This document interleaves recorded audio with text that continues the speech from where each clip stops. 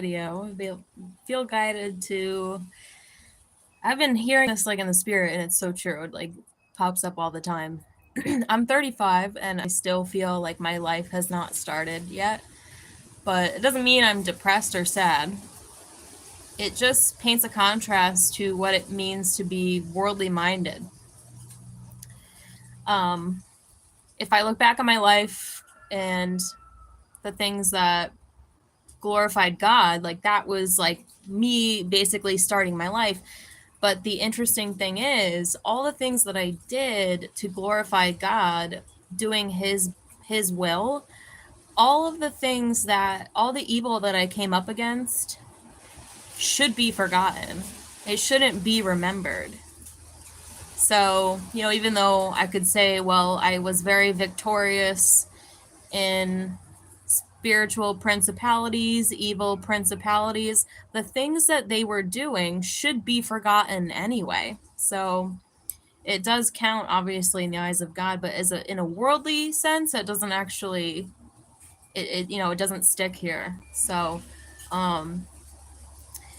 until the age of like 29, 30, like you could say, like in a worldly sense, I lived such a full life. And it's true, I really did. Like I traveled as young as I could. I went as many places as I could, mostly for work. They were great write-offs. It was great education opportunities, and I got the ability to travel. I don't count that because in that world, I was still asleep. I was not awake. So to me, that doesn't count as an account of my life. There was a post, some of the memoir accounts of Alexandra Farajanova, the Romanov family was the mother. There was like a little script that was like, people thought she was cold and sad, but she was really only happy around her family. And I understand that in this world, there's so much division between like-minded souls, familial souls. The devil really wants to come between good relationships, godly relationships, which, he'll never succeed. In the end times is the fruition of godly relationships. So like, that's what, we would have to look forward to in God's perfect timing, not my own. But she was really only happy around her family. But in this world, the blessings of this world, the devil says anything but that. Like, you can literally have anything but that. Like, Lauren, you can literally have anything, but you cannot have a relationship with the people who love you, who you love. Geographically separated by witchcraft, karmic partners, whatever it may be, people who are not fully ready to accept Jesus Christ and come into the kingdom, but they will.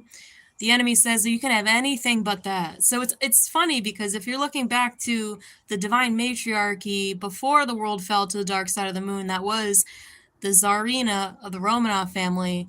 They thought she was sad and cold, but the truth was she was only happy around her family, because that was the last time the family was divinely intact. And then, their fate was brought to an end. And the devil wants nothing more than to keep that fate sealed, which is not actually, it can't happen. It's God's perfect timing. It's going to come back together. But yeah, I'm 35. I feel like my life hasn't even started yet. And it's not a sad thing. It's like in a wilderness.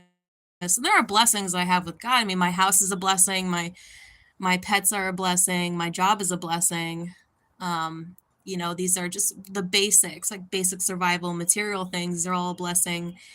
But it doesn't necessarily mean that like my life has started yet.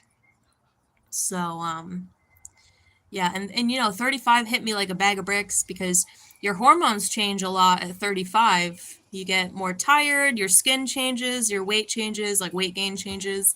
And like side note I guess this is more for like the women, because I was experiencing so much fatigue and it was like really confusing me, and I was really like looking at the weight gain situation and like my complexion, it was really confusing me. And I remembered that your hormones change very drastically every 7 years.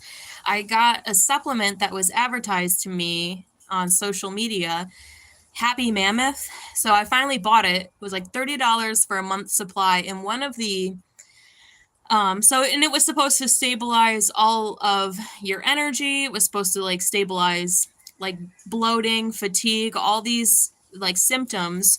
It was also prescribed to premenstrual women. And one of the promotion points of the supplement was libido increasing your libido. And I thought, well, I don't want that. Obviously, don't need that. But I didn't think it would really affect me because, you know, I'm not really sexually promiscuous in any way. So I got this supplement and I took it, and everything normalized, like everything felt so much better. But the implications of the libido increasing ingredient, like whatever that was, it actually kind of made it like I'm not going to take it anymore. It makes me feel like physically violated, right? Because you have this like unnatural, even though it's herbal, it's like this unnatural spike in libido, and it feels like a violation. Like I feel violated in my own body by taking this supplement. So I can't take it anymore because it's weird. And like I feel like a lot of women would be like, oh yeah, this is gonna be great. Yeah, maybe if you're premenstrual and you have a husband, but I mean that's just like a random side note. Like this is weird. You know, our culture is so interesting how it's like that was supposed to be a selling point for people, and I just didn't think it would affect me, but it affected me in a way that like I actually feel violated in my own body. It's not a side effect. It was not a selling point that I wanted to experience, and I didn't think it would actually do anything, but it makes me feel like incredibly violated. And you know, like maybe this is some kind of weird witchcraft, honestly. I mean, it sounds crazy, but I'm like, dude, it got advertised to me and I took it and everything else is great, but you know, you have this weird violated feeling in your body of like not natural, not good, not made for me. So continue to look for something. I could actually probably pinpoint the ingredients and get the herbs themselves and just leave out that one. But, you know, more so for the ladies there, 35 years old, your hormones change so much. Like you have to prioritize your health, and you have to prioritize anti-aging and, you know, keeping your beauty. Like you have to actively do it. Things are different than they were before. So even though, you know, I don't really like glorify this fleshly body, you know, while we're still here, I don't really want to feel old and ugly in it. I don't want to feel fat, old and ugly in it. I don't want to just give up. And they say that's how a lot of women get to be very obese, is because they don't know how to lose weight. They don't know how to take care of themselves. They also don't know this is happening. And so therefore they begin to gain weight massively starting at age 35 because they never lose it. They don't know how, they don't realize this is happening, but this is the age that it happens. So this is a very interesting age indeed. What's up, Michael with Spirit Force? You are a blessing to the kingdom. Thank you so much. Yeah, it takes one to know one. Yeah, the kingdom life is rich, but the worldly life, you know, Sunday I spent a day in the world and it was like, it's not fruitful. It's not, for some reason, it doesn't stick. It doesn't feel right.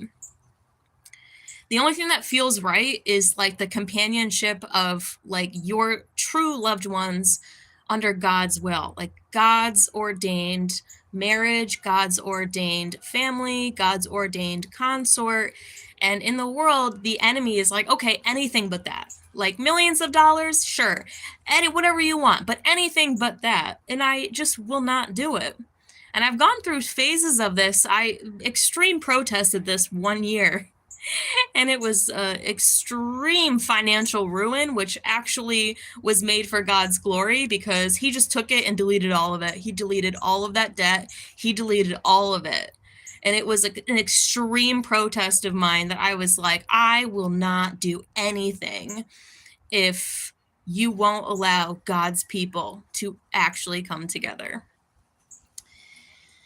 35 is the new 21. Well, I do feel like a lot of people probably could rightfully subtract like 4 years off their life, because I do feel like 4 years of my life are missing. Like the COVID era, like, I don't really necessarily feel 35 because 4 years were just complete bullshit. I mean, if you even go back 2016, like 8 years have been just complete nonsense. So in a way, like mentally, a lot of us are probably like 4 years where we should have been 4 years ago, even though we're 4 years older.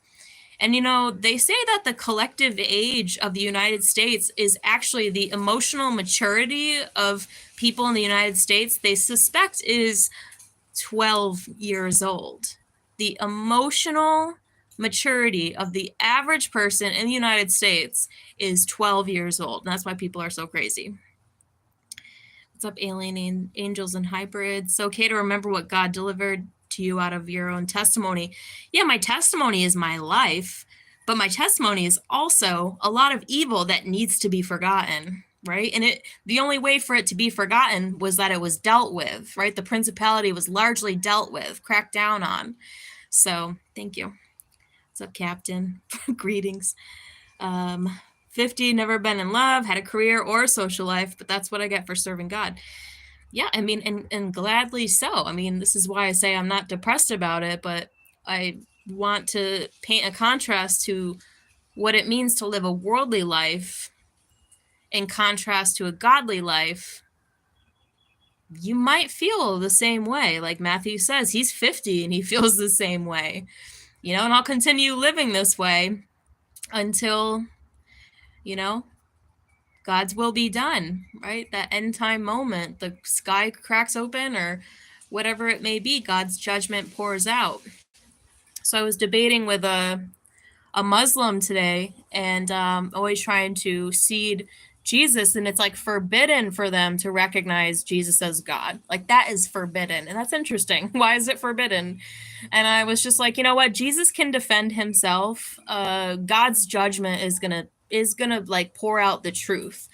So when debating these esoteric topics, like Jesus is God in the flesh, and we killed him because our world is so full of sin. So that's exactly what our world would have done. They would have killed him. So God sent his only son to make a sacrifice. So God the Father doesn't want you to go back and worship him after he sent Jesus. So then in turn, what you get as a Muslim, as a non-Jesus, as God covenant, if you're not in covenant with Jesus and you're going to God, what you're getting is Satan. You're getting the God of the world. And I'm not going to debate much further about that because we're at the end times where it's like, I just said, like, Jesus can defend himself. I'm not going to defend him. I'm not going to be a Jezebel and defend him in front of him. He can defend himself. And the difference will be God's judgment on the people. Like you're going to see God's judgment. You're going to learn for yourself the truth. If it's forbidden to recognize Jesus as God, as a Muslim, guess what? Jesus can defend himself, and God's judgment will be the determination, will be the truth. And that's, debate over, right? Conversation over. And that's just where we're at.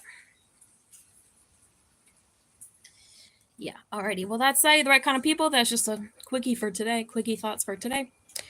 Love y'all so much. Have a beautiful night, and I'll talk to you again really soon.